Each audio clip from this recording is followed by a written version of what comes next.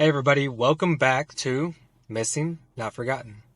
So today's story, we're actually going to keep the spotlight in Texas, more specifically in Houston.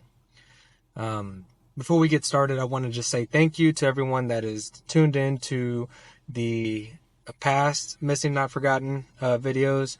I'm going to continue to attempt to upload a little bit more frequently, a little bit more of a consistent schedule. And we'll keep this thing rolling. We'll keep, pushing back on the media and hopefully get some closure for every family that we talk about.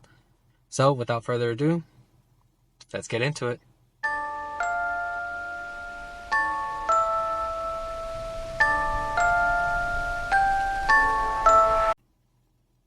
Now we're going back down to the Third Coast, Houston, Texas. One of the prime pushers for energy, especially in oils and refineries. But today's story, we're not going to focus on Houston itself. We're going to focus on Catherine Ann Hammel. Catherine went missing from Houston, Texas, and the last time that she was contacted or had any contact with anyone was March 23rd of 1998. Catherine, a young 28-year-old, was working at a 24-hour fitness in the Spring Branch area. Her and her coworker just finished their shift. Her coworker dropped off Catherine at her apartment in the 1200 block of Willcrest at approximately 2 p.m. At that time, she was living with her boyfriend, Jose Arenales. And the couple had a baby girl. She was just 2.5 years old at this time. Jose gets home an hour after she had been at the apartment, so around 3 p.m. He leaves the apartment and returns later at approximately 6 p.m. Between these 3 hours is when Catherine went missing, and she was never seen again. It has been 26 years with no leads. Jose was the last one to see Catherine before her disappearance. He was one of several suspects in this case, but has never been charged.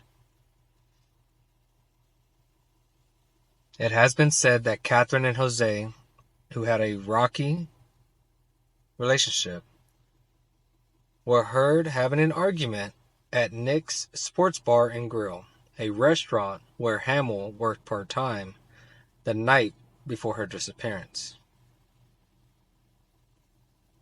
Catherine Henderson, the mom of Catherine Hammel, who was living in Buffalo, New York at the time, first heard that her daughter was missing when a friend of Hammel's called to say that she had not shown up for work in over 2 days.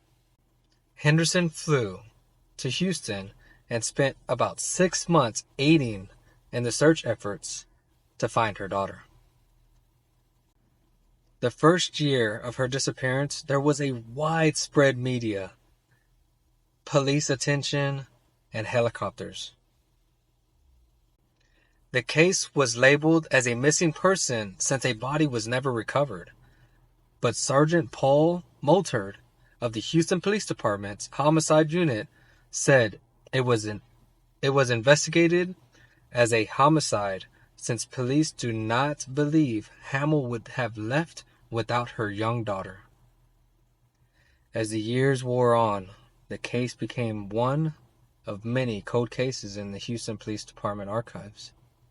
Hammel's DNA was entered into the missing persons database, but there have been no hits produced from this entry. I urge persons with any information about this case or anything that may help, whether you believe it or not, to contact the Houston Police Department at 713-837-0311. If you want to hear more stories like this, and like ones we've done before, or if you have a friend or a family member that, again, simply isn't getting the media attention they deserve, or maybe the spotlight is faded and we need to just change the bulb to make it a little bit brighter on them, please contact us. We'll be glad to put a story out, push it to all our social media platforms so that way we can ensure that these missing loved ones are never forgotten.